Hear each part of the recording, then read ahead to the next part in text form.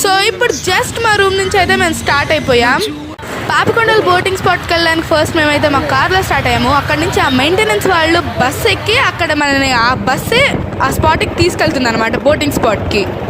Bus ఎక్కిన point నుంచి boating spot వరకు వెళ్ళడానికి మనకి 1.5 hours పడుతుంది. So this is our boating spot.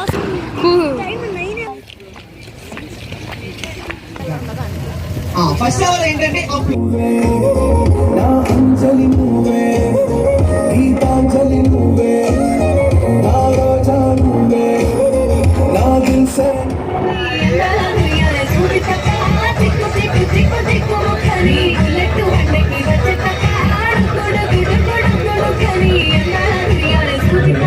Hey guys, మేము చూపించిన జస్ట్ నేచర్ వరకే.